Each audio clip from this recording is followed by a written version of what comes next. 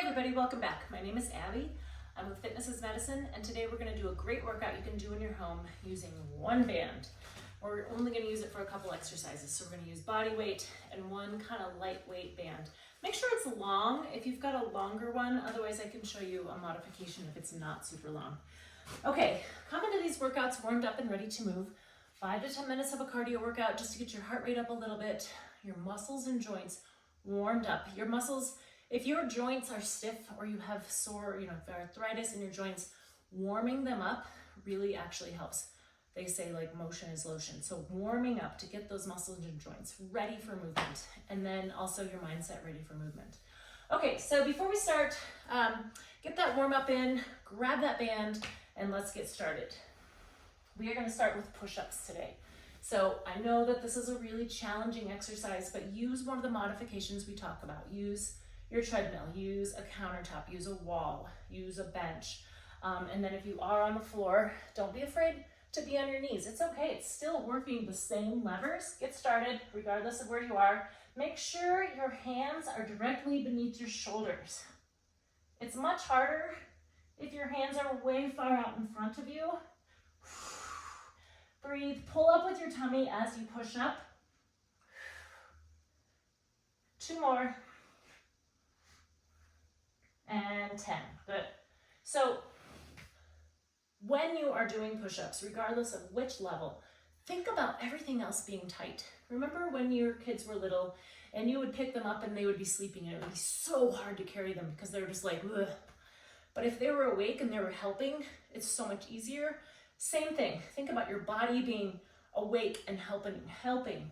So you're, instead of being like, ugh, your whole body's trying to push up and down, tighten that whole body up, down and up, okay? That really helps, tightening that tummy, tightening everything else, having the rest of your body help with that push-up. Okay, stand up slowly, and we're gonna do some reverse lunges. Of course, you can always add weights to your lunges, add weights in one hand, so that you can have one hand to hang on to. If you're not used to lunges, or if lunges are painful, or if you're kind of scared of doing lunges, reverse lunges are a great way to get into them because your body weight is going backwards. So you want to go back down like you're going to kneel down the ground. Now what that does is it keeps this weight in your heel. Your front knee should be over your ankle, putting that weight in that front heel. Now, if you're having pain with this, don't go down quite so far. So you can go down here, just to here, and back up. Now, one thing you want to think about is squeezing that front glute as you go to stand up. That helps your knee, that helps your quad, keeps everything firing correctly. Breathe, good posture. Hang on to something in front of you and really sit back. Or if you're used to doing these, you want to add a weight in one hand, just switch after we've done 5 on each, or do all 10 with that weight. And the second time you go through, change hands. And rest. Okay, good. Next we're going to do an exercise with that band I talked about. Now I have a lighter weight band here. It's pretty long. If you don't have a lighter weight band, you can do this seated and make it work a little bit easier. So what I want you to do is stand on the band. I'm going to stretch it out here.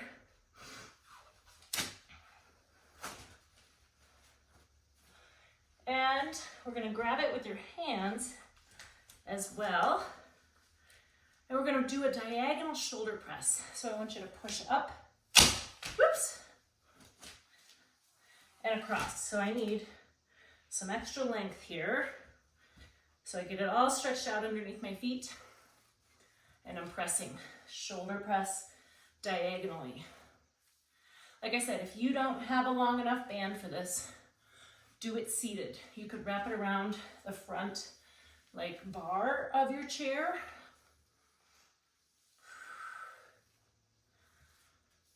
Keep your tummy nice and tight regardless of how you're doing it.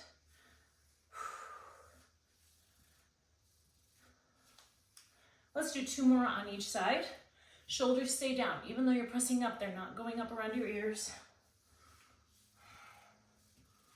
Tummy nice and tight. And rest. Okay, great.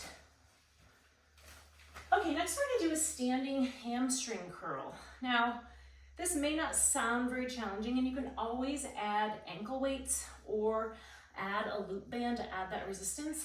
But by standing nice and tall and curling that leg up, now notice I'm keeping my knees together here, and I'm just curling my leg up as high as I can, isolating those hamstrings. Nice and slowly both directions. Now, commonly, people will do this and kind of bring their knee forward. And that's okay, except that it takes away from isolating the hamstrings. So you're just really keeping those knees together, standing tall, nice and slow. Curl that leg up as high as you can go. Curl your foot up towards your hips. And like I said, if you're not feeling this, you can add ankle weights. You can add a loop band around your ankles and pull against that resistance. But the same thing applies. Keep your knees together. All right, good. You may find this is more challenging than you think. Nice and tall, squeeze back. Especially keeping those knees together. That might be more challenging than you think.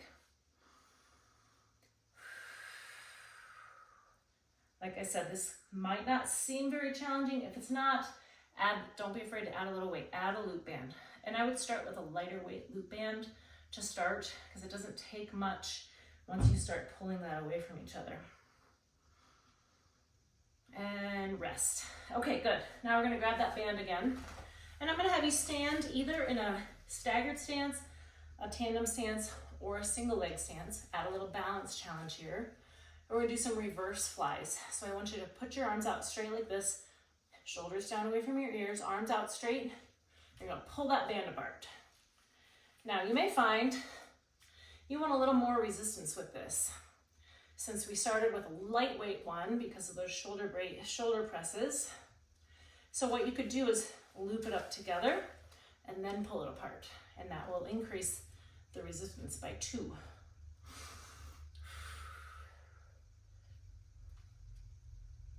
Keep those shoulder blades together as you squeeze back, but keep your shoulders down. And rest, good. Okay, for the last one, we're gonna lower down to the floor, onto your back. So keep your feet flat on the floor, knees bent. We're gonna do a knee hand press. And so what I want you to do is lift one knee, and you're gonna press your knee into your hand. You're pressing away from each other here. Hold it for like 2 or 3 seconds, and then switch.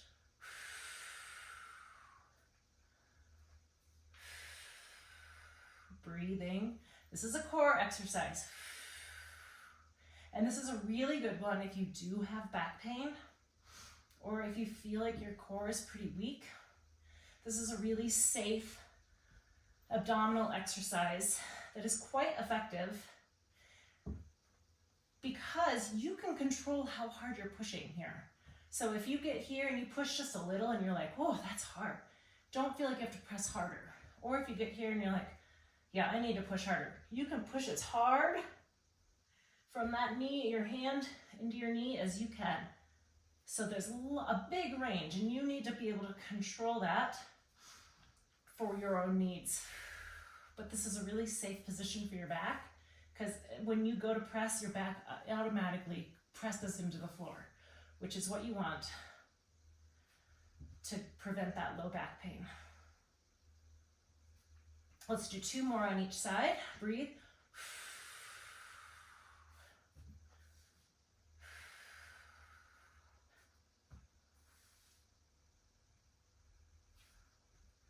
And last one. Okay, good. All right, as always, like I always say, go through these 1 or 2 more times, add a little cardio in between, get that calorie burn up, keep that heart rate up throughout your exercises, and then follow with a good cool down and stretch. If you have any questions or need any modifications, please feel free to message me privately or leave a message in the comments and I'll get back to you. Otherwise, have a great workout and we'll see you next time. Thanks, everybody.